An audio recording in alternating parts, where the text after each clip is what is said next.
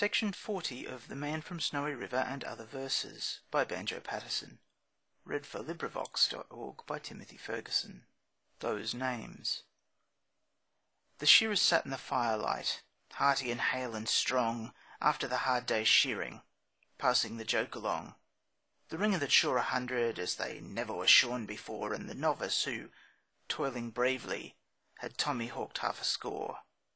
The tarboy, the cook, and the slushy, the sweeper that swept the board, the picker-up and the penner, with the rest of the shearing horde.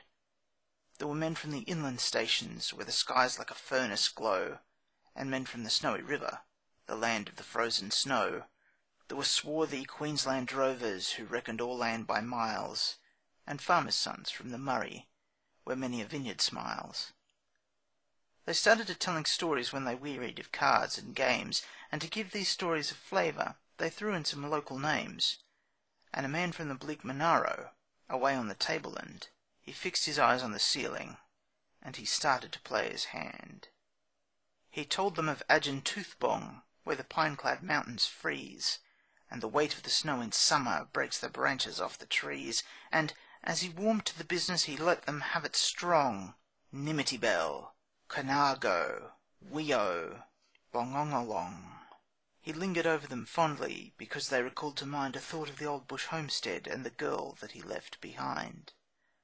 Then the shearers all sat silent, till a man in the corner rose. Said he, I've travelled a plenty, but I've never heard names like those.